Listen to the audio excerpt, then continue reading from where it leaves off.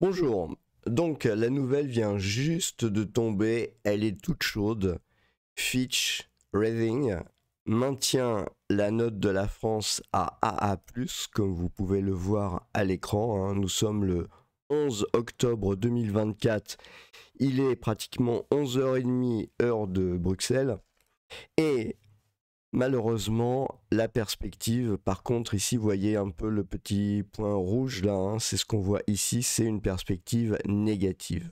Donc, ce qu'il faut bien voir, c'est que avant, hein, on était, depuis le 26 avril 2024, on était avec une notation de AA-, perspective stable, hein, cette perspective-là. Et là, ça a été passé à perspective négative. Donc on va essayer de comprendre ce qui s'est passé, quelles sont les raisons, quel est le timing. Il y a beaucoup de choses à prendre en compte pour voir ce qui est quand même, alors peut-être pas une surprise très importante parce qu'il n'y a pas eu de dégradation à proprement parler. Avoir une dégradation, par exemple ici, ça aurait été de passer de AA- à, je sais bien que c'est un peu compliqué, A+, hein. En fait, il faut aller, je vais vous montrer ça sur Wikipédia. On regarde sur Wikipédia, hein. En fait, il y a toute une échelle. Donc actuellement, on est à AA-. Si la France avait été dégradée, on serait passé de AA- à A+. Voilà, comme ça c'est beaucoup plus clair et c'est beaucoup plus facile à prononcer. Le truc, c'est que, si vous voulez, il y a quelque part là-dedans, il y a en fait trois sous-valeurs. C'est-à-dire, vous avez par exemple positive, stable et négative.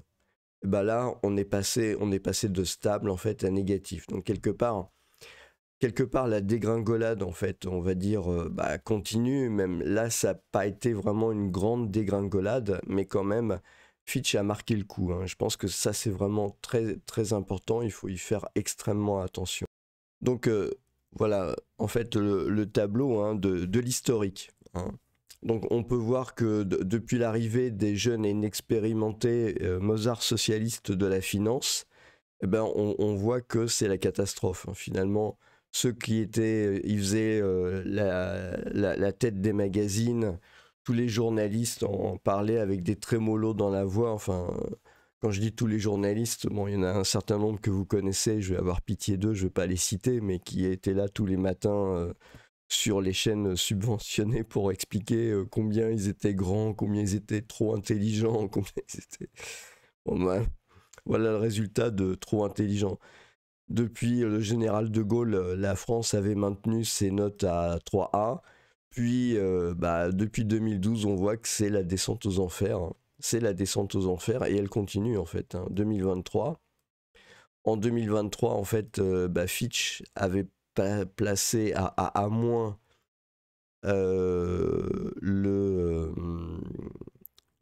voilà, c'était en avril 2023. À moins perspective stable, qui avait été renouvelée, je pense, cette année, hein. Mais pour le coup, là, ce qui s'est passé avec le budget et avec l'économie française, ça c'est un truc qu'ils ont pas, visiblement ils ont pas pardonné. Je crois que c'est comme ça qu'il faut lire. Il faut vraiment lire comme un avertissement sans frais. Parce que si vous voulez, le fait de passer de descendre toutes ces notes-là, c'est pas très grave. Le problème, c'est que quand on commence à passer de qualité haute ou bonne, hein, à qualité moyenne, même si c'est moyenne supérieure, à ce moment-là, vous avez des investisseurs qui investissent plus là-dedans. Parce que les gens qui veulent être tranquilles, dormir sur leurs deux oreilles, en fait, ils investissent dans cet espace-là, pas en dessous. Donc c'est ça qui est très problématique en fait, hein. C'est que on en soit arrivé là, hein. Et si vous voulez, il faut regarder en fait ce qui s'est passé au niveau du timing. Je pense que c'est relativement important. D'ailleurs pour ça, je vais afficher le spread. Euh, Donc là, en fait, on a la différence qu'il y a entre le taux allemand et le taux français. On voit que sur ces 5 dernières années, ça n'a pas arrêté de s'accroître. On est dans les maximums. Bon, le fait d'avoir un gouvernement un peu plus raisonnable, ça a l'air d'avoir un peu, disons, stabilisé la situation, mais il ne faudrait pas que ça reparte dans le n'importe quoi. Euh, et donc là, c'est vraiment problématique. Et on voit que c'est problématique, en fait. Donc là, on est avril, voilà, courant avril 2023. Hein, c'est là où il y avait eu cette dégradation, hein, en AA-.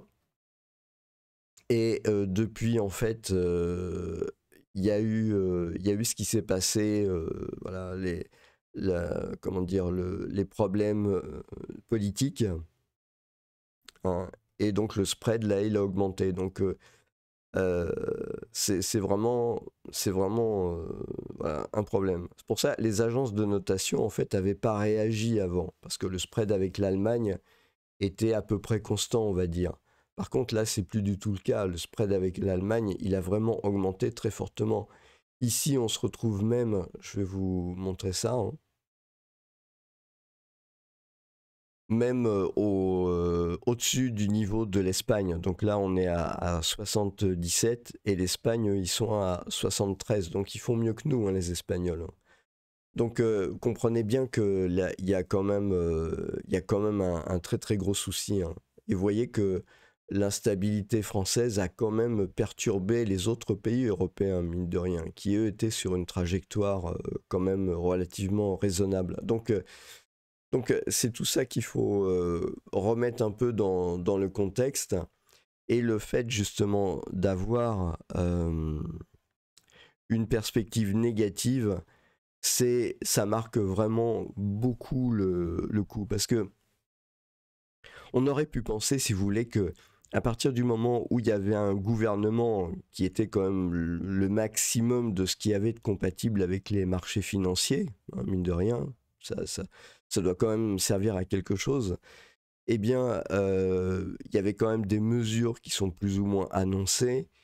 Il y a un parcours quand même qui commence quand même à voir se dessiner. On n'est plus dans la situation, on était au mois d'août ou au mois de septembre, où c'était le grand n'importe quoi, le grand vide, ce que vous voulez, et voilà.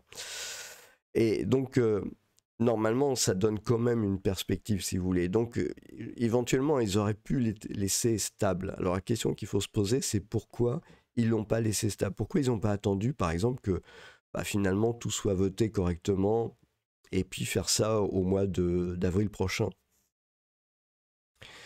Il y a une raison qui me paraît la moins probable, c'est qu'ils ont voulu envoyer un signal pour dire bon, maintenant, voilà, vous avez bien joué, il y a eu les élections sont passées, maintenant il va falloir bosser.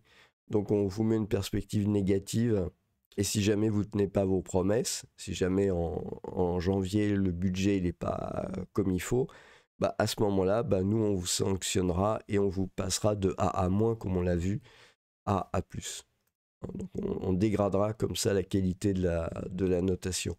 Donc ça, c'est la première hypothèse.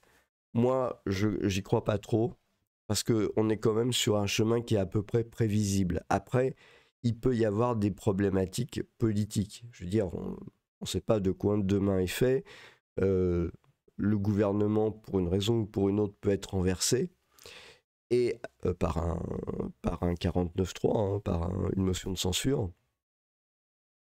Et à ce moment-là, eh bien, voilà, c'est reparti pour une période d'incertitude jusqu'à l'année prochaine, jusqu'aux prochaines élections. Et alors, est-ce que c'est justement ce type de période d'incertitude qui fait qu'ils ont mis la notation à négative? Vous voyez, on n'est pas dans le premier cas, là, on est plutôt, finalement, on est de toute façon dans l'incertitude. Donc, la notation AA-, elle avait été donnée alors qu'il n'y avait pas ces histoires de dissolution, etc. Il n'était pas question de changer de majorité, etc. Et donc voilà. Ils ont vu aussi que peut-être le NFP où le Front National, le Rassemblement National était proche du pouvoir. Donc peut-être c'est des choses aussi qui veulent noter quelque part, parce que rien n'interdit que dans 8 mois, qu'il puisse y avoir d'autres élections, et puis à ce moment-là, voilà, il y a soit le NFP qui arrive, soit le RN. Donc ça, ce sont des possibilités, et donc, toujours pareil, note négative. Mais ça, si vous voulez, c'est un peu les explications soft, on va dire, les deux explications soft. Maintenant, il y a une explication qui est un peu médium, on va dire. L'explication qui est un peu médium, c'est le fait de voir le déficit de la France qui finalement passe par un certain nombre de chiffres pour arriver à finalement aux alentours, d'après ce que je comprends, on peut comprendre de 7% sur 2024 à peu près, ou un peu moins, je sais pas. Donc ça, c'est le genre de choses que les marchés financiers n'aiment pas beaucoup. C'est-à-dire que on parle vraiment de prévision de dépenses, prévision de déficit, etc. Et puis, il y a des dérapages, il y a des trucs incontrôlés, et tout d'un coup, boum, ça arrive, 7%, et puis l'année prochaine, ça sera 6, machin. Ce qu'il faut bien comprendre, c'est que ces agences-là, ce qu'elles notent, c'est pas la qualité de la politique française, et ils s'en fichent comme de leur première chemise. C'est pas qui est au pouvoir ou qui l'est pas, c'est pas voilà, s'ils aiment les arbres, s'ils aiment le pétrole, voilà, c'est pas leur souci. Le seul souci de ces agences-là, c'est savoir est-ce que vous allez pouvoir rembourser. Voilà. Est-ce que vous allez pouvoir payer déjà les intérêts sur les prêts qui vous ont été faits, premièrement, et deuxièmement, est-ce que vous pouvez rembourser? Est-ce que vous avez la capacité, par exemple, de lever plus d'impôts? Ils savent qu'en France, c'est pour ça que la dette est réputée de la France, parce qu'ils peuvent prélever de l'impôt. En France, vous avez du patrimoine, vous avez 12 milliards de patrimoine, donc il y a de quoi faire. La France, c'est pas la Grèce. La France, c'est un pays, contrairement à ce que je lis à droite à gauche, il sera jamais mis sous tutelle, où ça va prendre des dizaines d'années, parce qu'il va falloir vraiment dilapider tout l'argent, enfin ça va être très compliqué. Mais si vous voulez, d'ici 2030 par exemple, la France ne sera pas mise sous tutelle. C'est pas l'Argentine, c'est pas la Grèce. Il y a des ressources, il y a de l'argent, il y a du patrimoine, etc. Donc on aura rincé les gens avant que le pays soit mis sous contrôle. Et donc ça, c'est le troisième point, c'est ça. C'est la difficulté, on va dire, à maîtriser les rentrées d'argent dans l'État qui pourrait éventuellement poser un problème pour rembourser la dette. Mais j'ai parlé du troisième point, médium. Mais vous avez un quatrième point, hard, et qui serait peut-être plus d'après moi la raison pour laquelle ils ont mis une perspective négative à la France. Et la raison, elle est celle-là. S'il y a une chose que les investisseurs détestent, c'est l'imprévu. S'il y a une chose dont ils ont horreur, c'est la malhonnêteté. Ça veut dire, quand vous êtes dans... Je veux dire, les gens de gauche, généralement, ils pensent que les patrons, c'est des... Je vais pas dire ça sur YouTube, parce que je vais me faire censurer. Enfin, voyez un peu le terme à l'emporte-pièce que je vais utiliser. Donc ça, c'est ce que pensent les gens de gauche. Malheureusement, c'est triste, c'est comme ça. Il peut y avoir pas mal de gens aussi qui sont envieux de la réussite des autres et qui pensent que ceux qui réussissent, c'est parce que voilà, les entrepreneurs et tout ça, ils sont pas cool et tout ça. Mais la réalité du business à l'international, c'est que si vous n'êtes pas réglo, si vous faites pas les choses dans les règles, si vous tenez pas vos paroles, ça marche pas. C'est même pas la peine d'essayer de faire quelque chose, ça marche pas. Parce que vous avez tout un tas de cultures. Voilà, vous avez des Asiatiques, vous avez des Américains, des Latinos, etc. Voilà, des rois du pétrole, machin, tout ça. Donc quelque part, à un moment donné, vous êtes obligé de vous faire confiance pour faire du business. Si jamais vous ne pouvez pas vous faire confiance, il n'y a pas de business possible. Donc quelque part, d'ailleurs, il faut jamais oublier, hein, Fitch Credit Rating, en fait, c'est rating de crédit, c'est credit rating. Credit rating, c'est le crédit. Hein, et le crédit, hein, c'est le même mot en français, en fait, c'est lié à la confiance. Si vous voulez, c'est la même chose, quoi. Crédit et confiance, c'est pareil. Hein, donc, on vous fait du crédit, ça veut dire on vous fait confiance. C'est vraiment tout à fait ça. Donc, si vous voulez, le quatrième point sur lequel je veux arriver, c'est que ça correspond à une baisse quelque part du crédit. Ça peut correspondre à une baisse de la confiance. Et ça pourrait provenir de quoi, hein? Vous avez eu des prévisions qui ont été faites pour 2024 en 2023.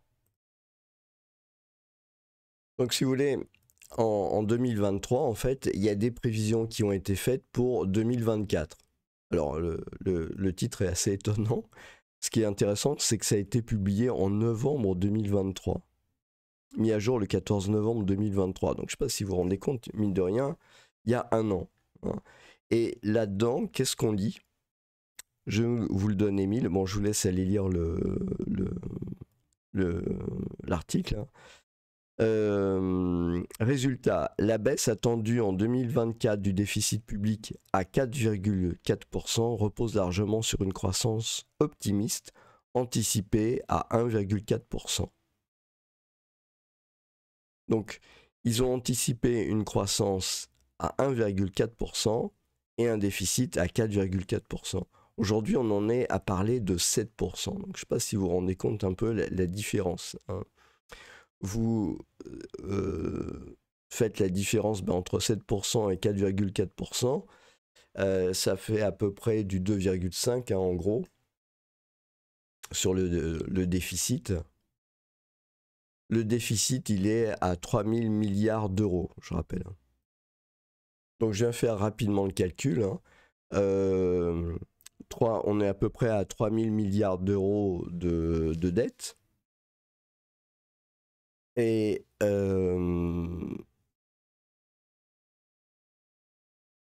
donc, si vous regardez le PIB, hein, le PIB, donc en 2023, voilà, c'est 2822 milliards d'euros à peu près. Hein. Bon, je vous fais ça à peu près. Si vous prenez 2,5% de ça, en fait, vous avez 70 milliards d'euros. 70 milliards d'euros. Donc, quelque part, ça doit vous rappeler un peu les chiffres du plan Barnier, en fait, hein, tout simplement. Donc, quand vous regardez, en fait, l'effort budgétaire s'élève à 60 milliards d'euros. Donc, vous voyez, ça correspond à peu près à ça. En fait, c'est pas qu'il y a eu de l'argent planqué, caché, comme je l'ai vu par ailleurs. Hein, donc voilà, par exemple, je suis en train de lire un tweet, déficit, on peut vivre une situation à la grecque. Non, pas du tout. On n'en est pas du tout là. Sinon, les marchés auraient déjà réagi, puis je vous ai déjà expliqué, les marchés, en fait, ils réagissent au fait que l'État ne peut plus payer, ne peut plus rembourser la dette. On en est à des milliards d'années-lumière, donc ça, c'est extrêmement faux. Enfin, je veux dire, voilà, ça sert à rien de raconter des choses pareilles. Donc, si vous voulez, voilà, on sait, vous avez pu comprendre d'où vient le problème. Alors, d'où vient le problème? Donc, à peu près, voilà, 70 milliards, 60 milliards, on est dans ces chiffres-là. Peut-être qu'il y aura 10 milliards qui seront rajoutés hein, en cours de discussion. En tout cas, ça pose un très gros problème, le fameux quatrième problème, qui est un problème absolument dramatique et qu'on va donc expliquer tout de suite. C'est-à-dire que ça se base sur des prévisions, à 4,4%. Seulement, le truc, c'est que c'est pas resté tout le temps à 4,4% en fait. au fur et à mesure du temps, la prévision, puisque ça a été fait à ce moment-là, en fait, elle s'est affinée. Et puis, il y a eu des réflexions pour voir que, on se rappelle bien, ah bah non, le déficit, ça sera pas 4,4, mais ça sera 5,1. Et puis après, on a eu le droit du 5,6.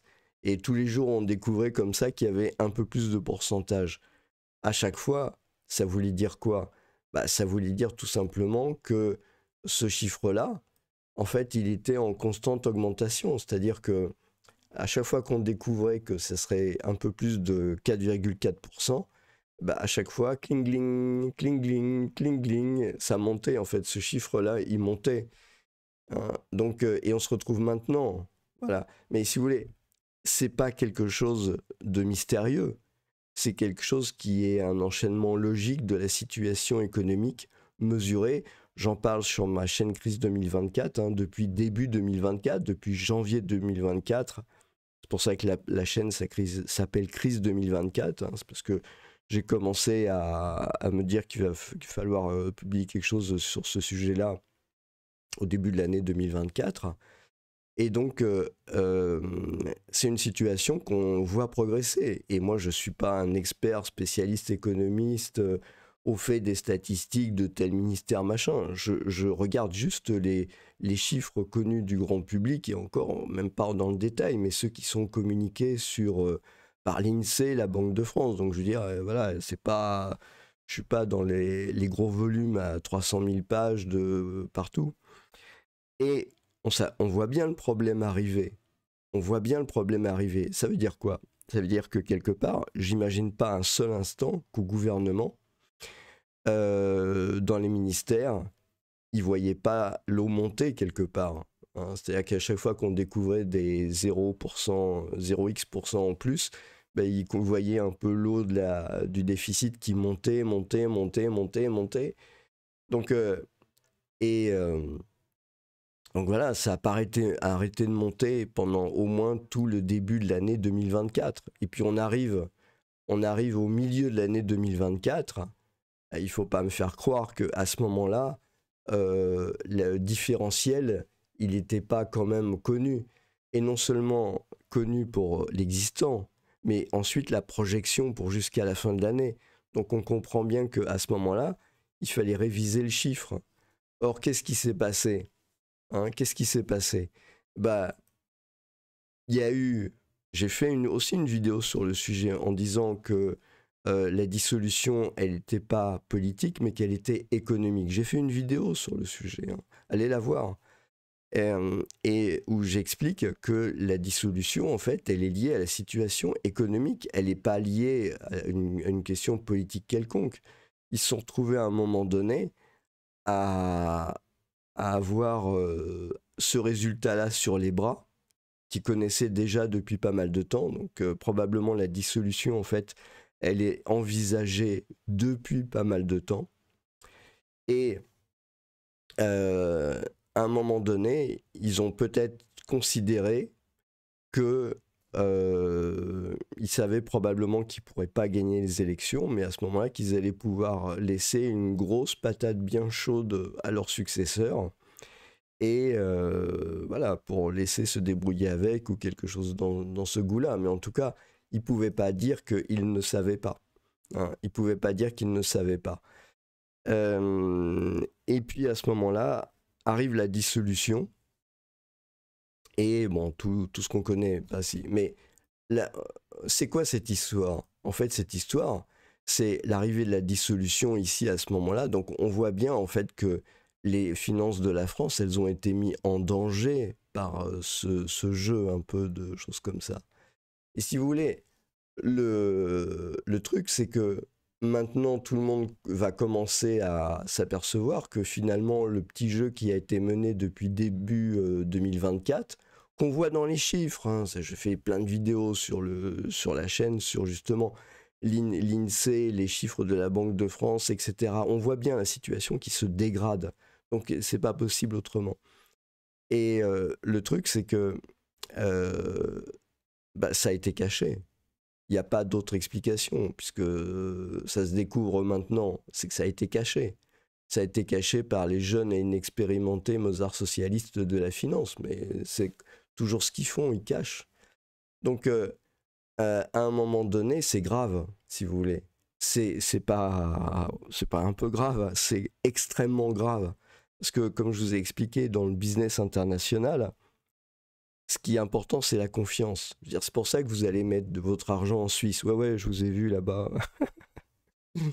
Et que vous n'allez pas le mettre, je sais pas moi, au Guatemala par exemple, parce que vous avez un peu plus confiance à la Suisse qu'au Guatemala. Moi, je suis désolé si vous habitez au Guatemala. J'ai pris ça au hasard, hein. Peut-être on peut avoir vraiment confiance au Guatemala. Donc, mais voilà, vous comprenez un peu l'idée. Donc, et le problème, c'est que en faisant ça, on a menti au marché financier. Hein, comprenez bien la gravité de la situation. C'est que les Français, eux, ils ont l'habitude de se faire rouler dans la farine. On racontait des histoires depuis...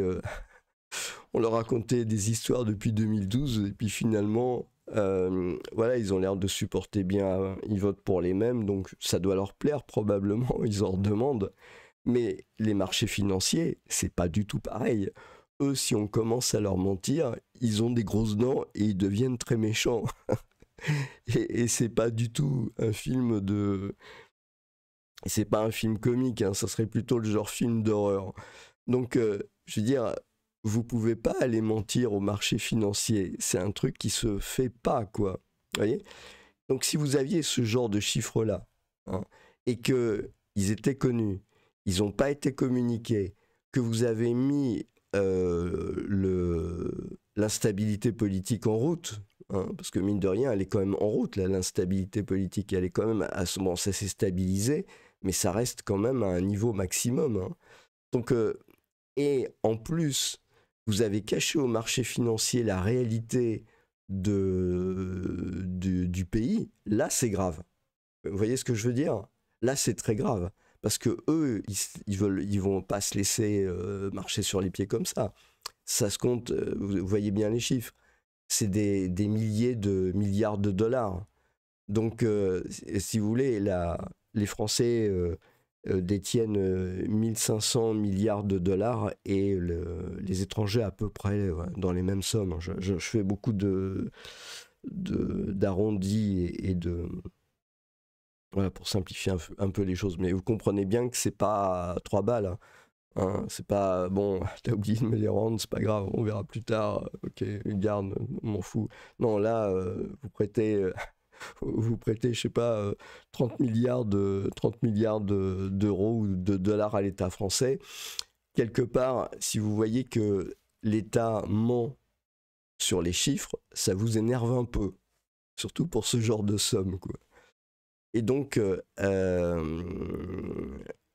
d'ailleurs, quand on pense, maintenant je vous rappelle que les Japonais ont quand même, sont quand même sortis de la dette française. Hein. À l'époque, on se posait pas mal de questions et de choses comme ça, mais ils sont quand même sortis de la dette française. Parce que ce que je suis en train de vous raconter là, si vous voulez, moi, j'ai vu comment ça évoluait. Je suis pas le seul. Hein. Je veux pas dire que je suis le seul, mais je suis pas du tout le seul. Évidemment, les Japonais, ils ont des salles remplies d'experts avec des ordinateurs. Ils voient aussi ce genre de trucs-là. Tout le monde calcule ce qui se passe. Tout le monde peut le voir, en fait. Il suffit de regarder les bons chiffres, de faire le suivi, de réfléchir, et il n'y a pas de problème. Mais quelque part, la parole de l'État, c'est important. Je veux dire, la monnaie, vous avez un billet entre les mains, vous avez un billet de 10 euros. Pourquoi il a une valeur, ce billet de 10 euros que vous avez entre les mains, hein? Il a pas de valeur parce que c'est le beau papier, machin. Il a de la valeur parce que si vous regardez en bas, enfin je crois que c'est encore le cas, vous voyez une signature. Hein, la signature, ça c'est très important, c'est la signature du banquier qui a délivré le billet. Normalement, c'est la signature du banquier central, c'est important. Donc, si vous ne pouvez pas faire confiance à la personne qui vous a délivré ce billet, c'est historique, hein, je veux dire, ça marche comme ça. Le billet que vous avez, mais la pièce aussi, c'est pareil, c'est une reconnaissance de dette envers l'État. Hein. Quand vous avez un billet de 10 euros, en fait, vous avez une reconnaissance de dette envers l'État. C'est-à-dire, quelque part, il vous doit l'équivalent de 10 euros. C'est ça que ça veut dire. Mais si vous ne pouvez pas lui faire confiance, à ce moment-là, vous détruisez la valeur de votre monnaie. Vous vous rendez compte à quel point c'est grave? Vous détruisez le crédit que les autres ils ont en vous. Alors à ce moment-là, si vous n'avez pas confiance dans les chiffres, le crédit il se met où? Il se met là? Il se met là? Il se met là? Vous voyez un peu le problème? Je veux dire, si un jour il y a quelqu'un, il vous demande de l'argent et il vous fait une entourloupe, il vous rend pas l'argent, il vous en rend une partie. Et puis il revient un peu plus tard, il vous dit bah voilà, voilà j'ai besoin d'un peu d'argent, tout ça. Quelque part, vous allez prendre un risque, mais vous allez prendre le risque qui vous rende quoi? Tout, la moitié, complètement. Enfin, c'est plutôt la psychologie que je veux que vous compreniez. C'est-à-dire que si un État est vécu comme étant menteur, là c'est grave. Là c'est vraiment très grave. Parce qu'à ce moment-là, vous pouvez vraiment avoir une grave perturbation sur les marchés financiers. Je vous le dis honnêtement, moi, je pensais qu'on resterait sur une perspective stable jusqu'au printemps. C'est ce que je pensais. Je vous le dis, hein, voilà, je me suis trompé. Mais le fait d'avoir une perspective négative, à mon avis, bah, c'est justement à cause de ça. C'est-à-dire que en fait, Fitch, ils vont probablement pas le dire de manière publique, hein, mais quelque part, ça veut dire, écoutez, vous êtes bien gentil, mais on a moins confiance, hein. Ça veut dire vraiment ça, on a moins confiance. Ils auraient pu laisser ça jusqu'au printemps et puis éventuellement dégrader la note. Voilà, plus tard, en regardant ce qui se passe avec le gouvernement Barnier, voir les lois qui ont été passées, voilà, s'il y avait un package, si le budget était à peu près machin, je pense qu'ils auraient pu laisser le truc. Là, ils ont voulu dire attention, euh, vous nous mentez une fois, mais ça se passera pas deux. Et si vous nous rementez encore, ça se passera très très mal. Donc le problème, en fait, il est là. Hein, le problème fondamental, le quatrième problème, le problème dur, quoi, la raison dure quelque part, c'est la perte de confiance dans la voix de la France, hein, c'est-à-dire dans le fait de ne pas avoir communiqué de manière officielle sur l'état du déficit, alors qu'on voyait le déficit se dégrader pendant tout le long de l'année 2024, arriver à un bon moment, enfin, arriver à un moment, se dire que vraiment ça va pas le faire, à ce moment-là, provoquer des élections de manière à, je sais pas quoi faire, mais en tout cas, provoquer une instabilité et rentrer dans une période d'instabilité et de découvrir maintenant, donc quelque part ça veut dire on a menti, hein. Je veux dire si on l'a pas vu avant et que maintenant on découvre ça, des trucs aussi évidents, c'est qu'il y a eu mensonge. Clairement il y a eu mensonge, donc il y a eu affaiblissement de la voix de la France, hein. C'est ça qui est grave, hein. Faut bien comprendre le truc, hein. C'est extrêmement grave, c'est pas un truc de rigolo. On a vraiment voulu quelque part affaiblir la voix de la France en cachant des choses aux investisseurs étrangers qui ont besoin de connaître la vérité pour pas en arriver à ce genre de choses. Les étrangers savent que les Français rembourseront leurs dettes. Donc, si vous voulez, le seul problème, c'est une partie un peu psychologique. Je pense que quand on voit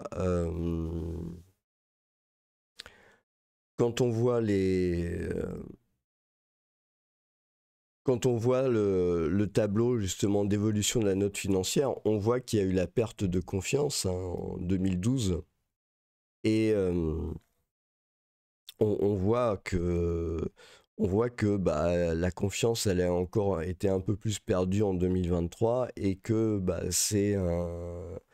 ça peut mal se terminer. Donc, je veux dire, quelque part, faut pas oublier non plus qu'on est on est quand même dans une situation où en Europe il y a la guerre, hein, clairement, on peut pas appeler ça comment. Autrement, il y a la guerre.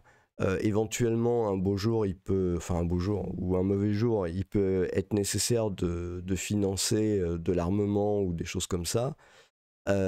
pour se défendre. Et ce genre de situation pose vraiment un problème pour le pays à ce moment-là, hein. Je ne sais pas si on se rend compte vraiment de toutes les conséquences un peu que ça a. Donc il s'est passé quelque chose de très grave en fait. Ça a été caché, et ça a été caché alors que c'était lisible dans l'évolution des chiffres, etc. Et moi je comprends pas qu'il n'y ait pas d'enquête et de comprendre un peu quelles sont les responsabilités, pourquoi ça s'est passé comme ça. Euh, c'est un problème. Il faut bien voir aussi une chose, c'est que quand vous regardez Fitch Rating, par exemple, je vais vous montrer autre chose. Ça va vous intéresser parce que ça va vous montrer aussi quel est le fonctionnement. Par exemple, vous allez région France. Voilà. Vous allez dans région France et puis vous allez voir, par exemple, bon, vous avez des news qui défilent ici, vous avez la Croix-Rouge, etc. Bon, région France, Paris. Il y a un endroit où il parle en fait des marchés. Voilà. Île-de-France, voilà. Donc, vous avez région Île-de-France, AA-, outlook stable. Alors, ce qui va se passer, c'est que comme le outlook du pays a baissé à négatif, il est très probable que la région aussi va passer à négatif. Parce que si vous regardez la manière dont ça fonctionne, hein, toutes les régions françaises, par exemple, vous avez la région centre, hein, si ça vous intéresse. J'avais vu ça, je vois pas la région France. Bon.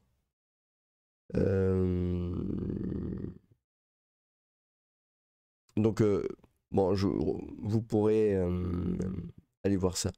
Mais j'avais vu la région centre, mais je ne la retrouve pas. Bon, région Île-de-France, c'est la principale région. En fait, si vous regardez ce qui est indiqué, il y a marqué que c'est capé par la note française.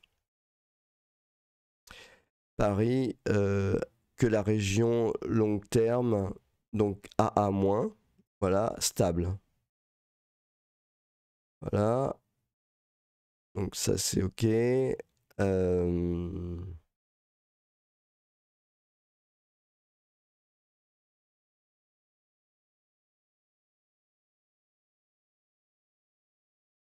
Donc, and sovereign cap, France, A-, stable.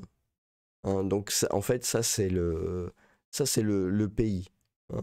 Mais si le pays baisse, hein, si ça baisse, bah, la région aussi elle va baisser. En fait, ça sera pareil pour toutes les régions. Alors ensuite, bon, faut peut-être avoir un abonnement pour aller voir les autres régions.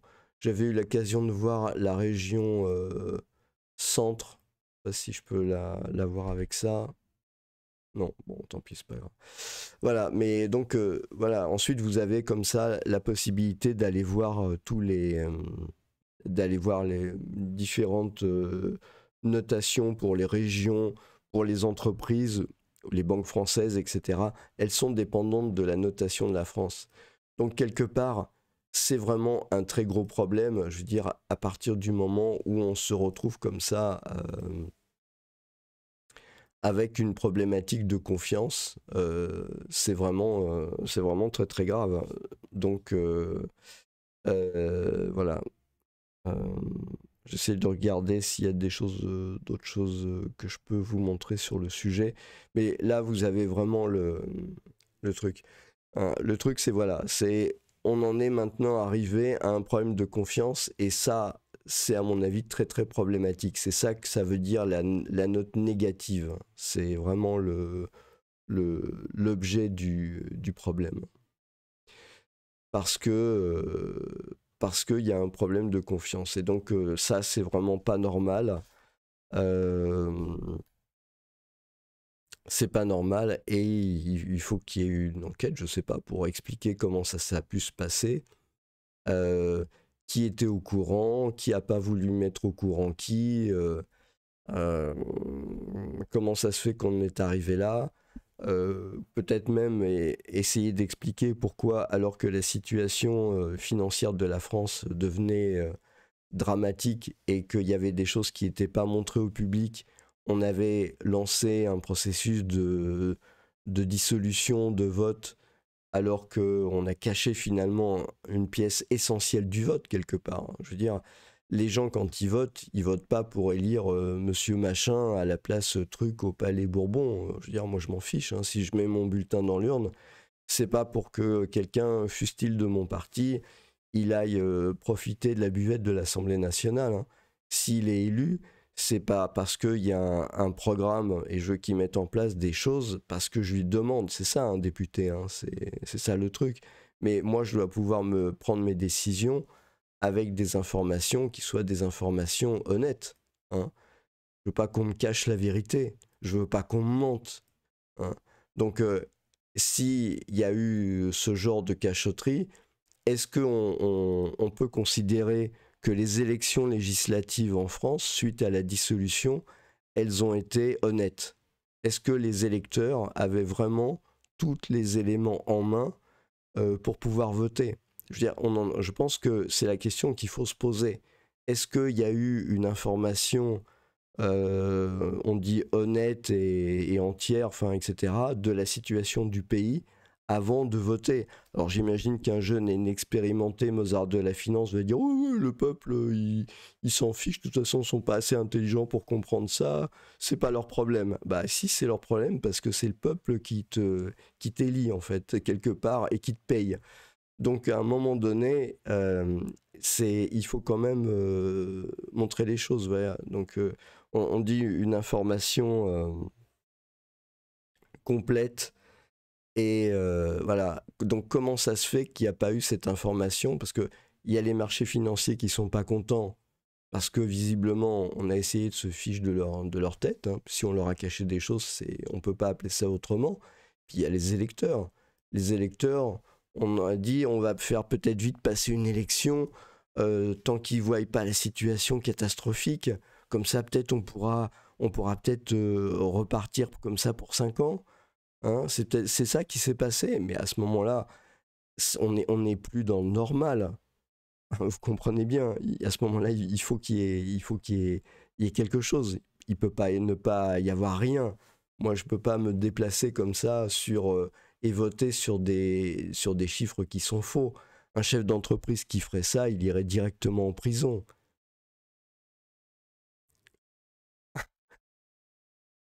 Il n'y a rien d'autre à dire. Bonne journée.